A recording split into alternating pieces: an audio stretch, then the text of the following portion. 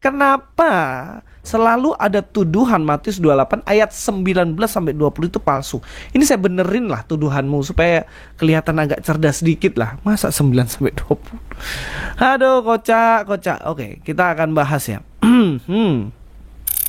Teman-teman semua ikuti karena ini pembahasannya panjang sekali. Ini yang saya kasih tanda warna hijau nih, huruf Ibraninya tuh. Ya, itu ya, Matius 28 ayat 19 tuh. Bisa Itu dibacain terjemahan kok. bahasa Inggrisnya apa tuh? Nih, terjemahan bahasa Inggrisnya nih. Ayat 19 tuh. Bisa dibacain aja kok, saya nggak lihat itu. Kecil sekali. Itu ini tuh terjemahan bahasa Inggrisnya cuma kata apa nih? Go. Lihat nih. Cuman kata apa? Pergilah. Tidak ada kata-kata jadikanlah semua bangsa muridku, baptislah mereka dalam nama Bapa dan Putra dan Roh Kudus. Nggak ada kata begitu yang bahasa Ibraninya. Gitu. Ya, berarti bahasa Ibrani ini kan masih bahasa aslinya kok ya. Iya. Bahasa Ibrani. Nah, jadi sebenarnya Matius 28:19 itu adalah ayat sisipan.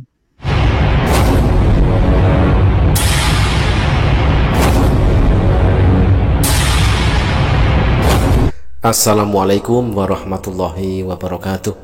Sahabat beriman, berjumpa kembali di Bintang Mu'alaf Channel. Mudah-mudahan kita semua selalu sehat walafiat di dalam lindungan Allah Subhanahu wa ta'ala, dideraskan rezekinya dan juga dimudahkan segala urusannya. Teman-teman, video yang akan kita tanggapi kali ini adalah video datang dari channel Pendeta Louis Prasetyo, yang mana pendeta ini gusar karena adanya, katanya sih, tuduhan ayat dalam Matius 28 nomor 19 dan 20 itu adalah ayat palsu.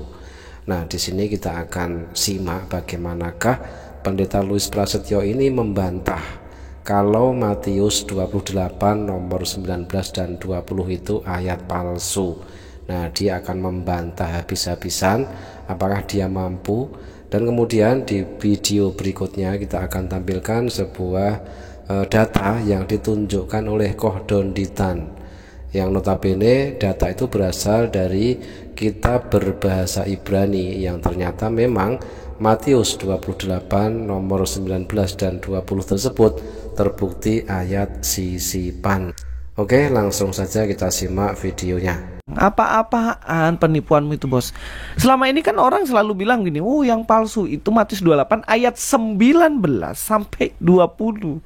Nah, inilah kenapa nipu itu agak pintar dikit, baca buku dikit, referensi 5 Injil, 5 Gospels. Referensi itu, nah itu jadi tulis orang-orang liberal gitu. Bagaimana cara Anda pikir gitu? Jangan kemakan omongan Donditan dan kawan-kawan itu. Mereka juga sama aja kayak lu. Ya, kita akan bahas kenapa selalu ada tuduhan Matius 28 ayat 19 sampai 20 itu palsu. Ini saya benerin lah tuduhanmu supaya kelihatan agak cerdas sedikit lah. Masa 9 sampai 20? Aduh, kocak. Oke, kita akan bahas ya. Teman-teman semua ikuti karena ini pembahasannya panjang sekali. Jadi karena panjang ya, saya harap kita semua belajar dengan baik ya. Oke, kita akan bahas bagian-bagian ini dengan baik. Oke, tuduhannya adalah Matius 28 ayat 19 sampai 20 palsu. Benarkah demikian? Benarkah ini palsu atau sebenarnya ini tidak palsu?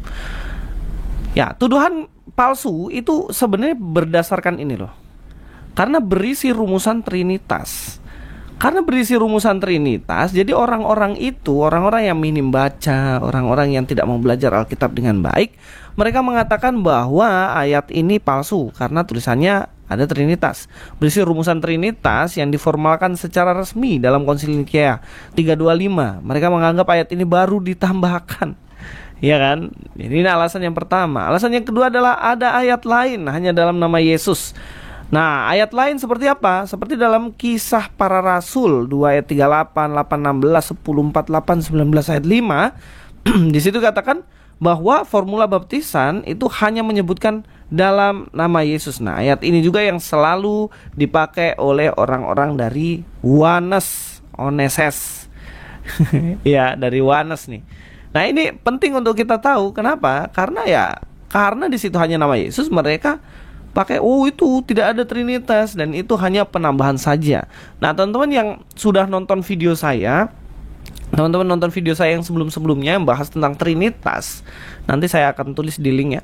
Nah, itu dijelaskan bahwa Trinitas itu real ada dalam Alkitab dan banyak ayat-ayatnya. Nanti teman-teman cek sendiri ya. Teman-teman cek di dalam video saya yang lain. Oke. Ya, teman-teman, kita tidak mendapati Pendeta Louis Prasetyo ini membantah kalau dia katakan ada tuduhan ayat di dalam Matius 28 nomor 19 sampai 20 itu adalah ayat palsu. Di sini tidak ada bantahan dari Louis Prasetyo, melainkan dia hanya berkumur-kumur ke sana kemari yang tentunya akan membuat jemaat gereja semakin bingung dengan penjelasan dari Louis Prasetyo ini. Justru dia larinya ke Trinitas, teman-teman ya. Dia katakan ada real di dalam Bible ayat Trinitas. Ya terserah, tetapi kalau kita komparasikan dengan ajaran Yesus, Yesus sendiri mengajarkan, dengarlah hai Israel, Tuhan Allah kita, Tuhan itu Esa. Gugur sudah klaim Trinitas dari Louis Prasetyo. Teman-teman, seharusnya Louis Prasetyo ini membantah dengan data. Kalau ada tuduhan Matius 28 nomor 19 dan 20 itu palsu, buktikan itu bukan palsu, itu adalah asli. Buktinya ini loh, tunjukkan kitab sucinya ada tertulis seperti itu, dan bukti itu ada, terlihat gitu loh, bukan cuma kumur-kumur seperti apa yang baru saja dilakukan oleh Louis Prasetyo.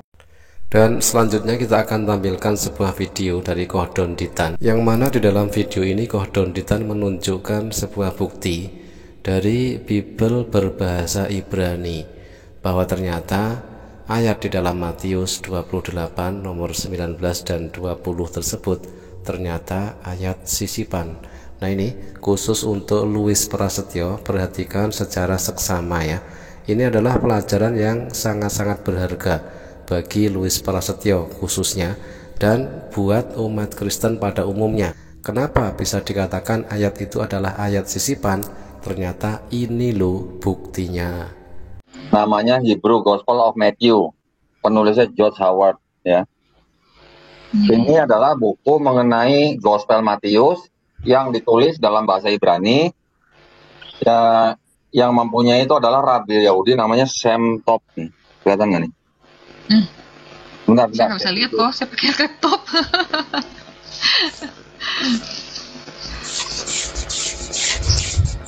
Teman-teman yang lain bisa lihat kah? Bisa lihat ya? Ya kayaknya jauh Ya? sih. Shem Tov Jauh. ya. Mhm. Nah, ini adalah buku Gospel Matius dalam bahasa Ibrani nih. Nah ya, ada bahasa Ibraninya, ada terjemahan bahasa Inggrisnya tuh ya. Mhm. Saya bukakan Matius 28 ayat 19 nih. Ini yang saya kasih tanda warna hijau nih, huruf Ibraninya tuh. Ya, itu ya, Matius 28 ayat 19 tuh. Bisa Itu dibacain terjemahan kok. bahasa Inggrisnya apa tuh? Nih, terjemahan bahasa Inggrisnya nih. Ayat 19 tuh. Bisa dibacain aja kok, saya nggak lihat itu. Kecil sekali. Yang itu ini, tuh terjemahan bahasa Inggrisnya cuma kata apa nih? Go. Lihat nih. Hah? Cuman kata apa? Pergilah.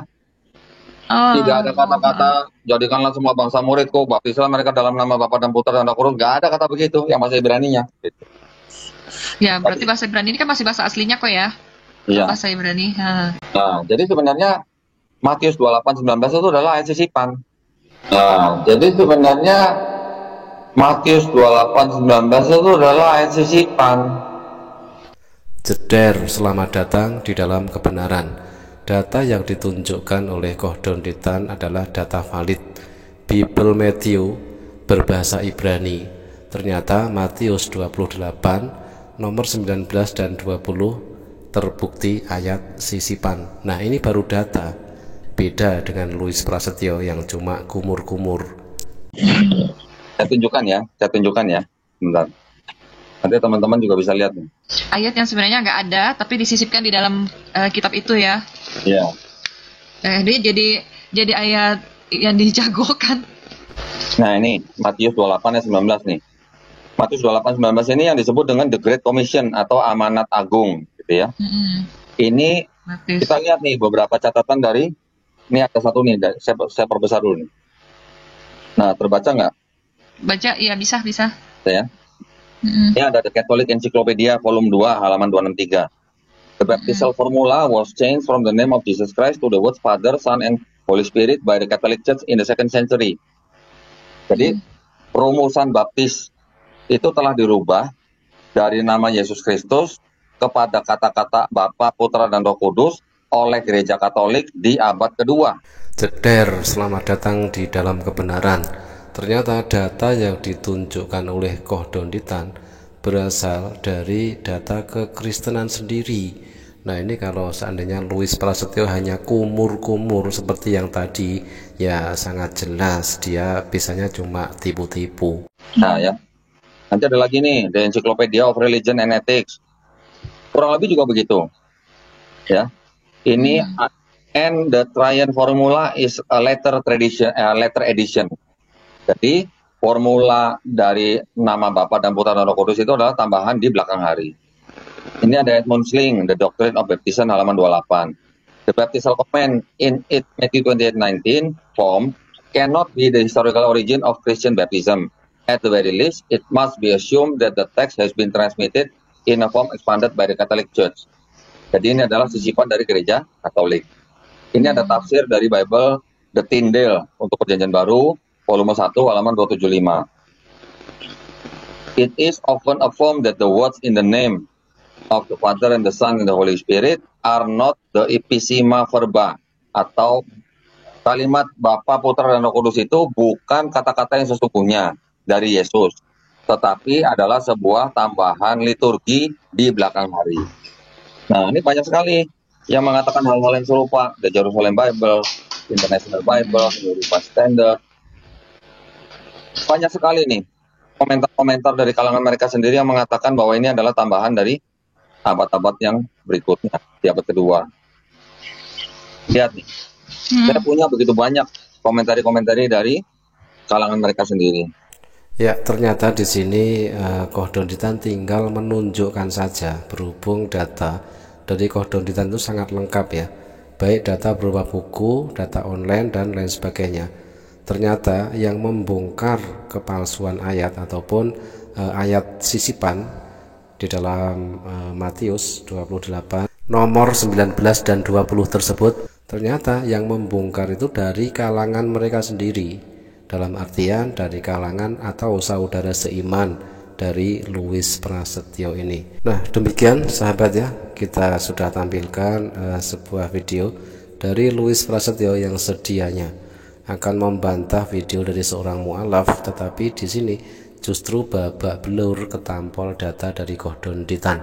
Terima kasih. Wassalamualaikum warahmatullahi wabarakatuh.